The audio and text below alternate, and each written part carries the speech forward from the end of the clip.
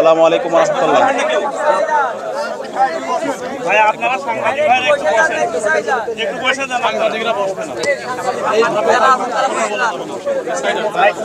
আসসালামু আলাইকুম ওয়া রাহমাতুল্লাহ। আউযু বিল্লাহি মিনাশ শাইতানির রাজিম। বিসমিল্লাহির রহমানির রহিম। সাংবাদিক বন্ধুদের শুভেচ্ছা জানাচ্ছি। ঢাকা বিশ্ববিদ্যালয় কেন্দ্রীয় ছাত্র সংসদ ডাকসুর পক্ষ থেকে আজকে আমরা শহীদ আবরার ভাইয়ের কবর জিয়ারত করার জন্য এসেছি এবং শহীদ আবরার ভাইয়ের গর্বিত পরিবারের সাথে সাক্ষাৎ করতে এসেছি এবং তাদের থেকে দোয়া নেওয়ার জন্য এসেছি। শহীদ আবরার বাংলাদেশের জাতীয় ঐক্যের প্রতীক। শহীদ আবরার আমাদের প্রেরণার বাতিঘর। আধিপত্যবাদের বিরুদ্ধে, আগ্রাসনের বিরুদ্ধে কথা বলার কারণে খুনি হাসিনা এবং তার দোসররা, নিষিদ্ধ ঘোষিত ছাত্রলীগ শহীদ আবরার ভাইকে নির্মমভাবে সারা রাত নির্যাতন করে আমাদের ভাইকে শহীদ করেছিল। শহীদ আবরার ভাই আমাদেরকে যে রাস্তা দেখিয়েছে, সেই রাস্তার উপর ভিত্তি করে জুলাইয়ে বিপ্লব হয়েছে। জুলাইয়ের যত শহীদ আছে, শহীদ আবু সাইদ, শহীদ ওয়াসিম, শহীদ শান্ত, শহীদ আলী রায়হান, শহীদ আব্দুল আল তাহির থেকে শুরু করে 2000 যে শহীদ হয়েছে, প্রত্যেকেই শহীদ আবরার যে চেতনা, যে আকাঙ্ক্ষা লালন করতো, প্রত্যেকে একই আকাঙ্ক্ষা লালন করতো। এবং 40,000 যে গাজী হয়েছে, প্রত্যেকের একই আকাঙ্ক্ষা। শহীদ আবরার যে আধিপত্যবাদের বিরুদ্ধে, আগ্রাসনের বিরুদ্ধে যে ভয়েস, যে প্রতিবাদ আমাদেরকে দেখিয়ে গিয়েছেন, এর উপর ভিত্তি করে বাংলাদেশের প্রতিটি ক্যাম্পাসে ক্যাম্পাসে এবং সারা দেশে একটি গণজাগরণ তৈরি হয়েছে। এবং এই জুলাই বিপ্লবের বীজ বপিত হয়েছিল শহীদ আবরার ভাইয়ের তার প্রতিবাদ, প্রতিরোধ এবং তার শাহাদাতের মাধ্যমে। আপনারা জানেন, গত 16 বছরে বাংলাদেশে ফ্যাসিবাদী শাসন ব্যবস্থা জারি ছিল। বাংলাদেশের প্রতিটি ক্যাম্পাসে ক্যাম্পাসে ছাত্রলীগের সন্ত্রাসীরা গণরুম, গ্যাস্ট্রুম কালচার এবং শিক্ষার্থীদের উপর নিপীড়নের মাধ্যমে তাদের সব ধরনের অধিকারকে কেড়ে নিয়েছিল।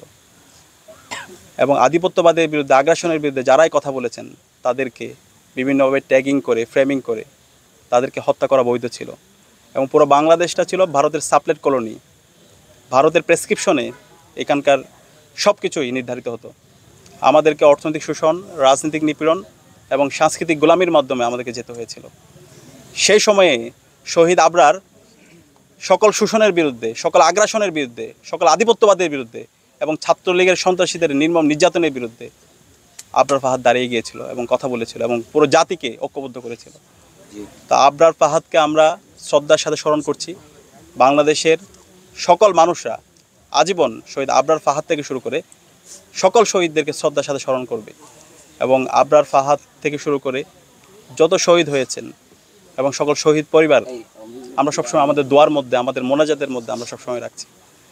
এবং আমরা আমাদের অন্তর্বর্তীকালীন সরকারকে জানিয়েছি এবং আমরা বলেছি প্রতি বছর যেন 7ই অক্টোবরকে আধিপত্যবাদ বিরোধী দিবস হিসাবে ঘোষণা করা হয়।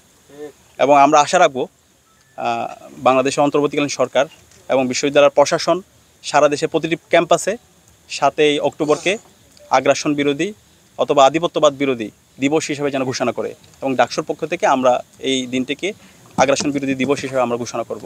এবং আজীবন আমরা শহীদ আবরার থেকে শুরু করে সকল শহীদদেরকে শ্রদ্ধার সাথে আমরা স্মরণ রাখব। একই সাথে আমরা বলতে চাই, আজকে জুলাই বিপ্লবের 1 বছর পূর্ণ হলো। শহীদরা যে জন্য জীবন দিয়েছে একটি বৈষম্যহীন ইনসাফভিত্তিক বাংলাদেশ নির্মাণ করার জন্য। আমরা দেখতে পাচ্ছি অন্তর্বর্তীকালীন সরকার সে জায়গায় যেভাবে জুলাইয়ের আকাঙ্ক্ষাকে ধারণ করা দরকার ছিল সেভাবে ধারণ করছে না, যেটা আমাদেরকে অনেক বেশি ব্যথিত করছে। আমরা অনুরোধ করব আমাদের শহীদরা যে জন্য জীবন দিয়েছে সেই আকাঙ্ক্ষাকে যেন তারা ধারণ করে। এর যদি ব্যত্যয় হয় তাহলে বাংলাদেশে খুনি হাসিনা এবং ফ্যাসিবাদের যে পরিণতি হয়েছিল তার সাথে খারাপ পরিণতি তাদের হবে। এবং আমি ছাত্র সমাজকে অনুরোধ করব বাংলাদেশের প্রতিটি ক্যাম্পাসে ক্যাম্পাসে শিক্ষার পরিবেশ নিশ্চিত করার জন্য আমরা যেন সবাই ঐক্যবদ্ধ থাকি।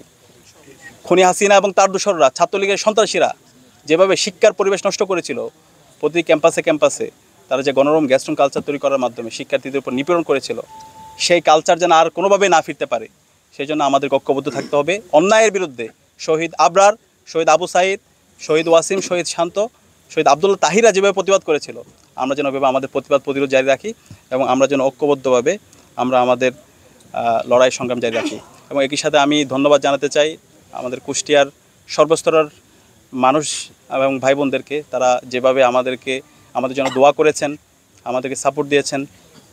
আমরা সত্যিকার অর্থে আপনাদের প্রতি অনেক বেশি কৃতজ্ঞ এবং অনেক বেশি শুকরিয়া জ্ঞাপন করছি এবং সাংবাদিকবৃন্দদেরকে ধন্যবাদ জানাচ্ছি।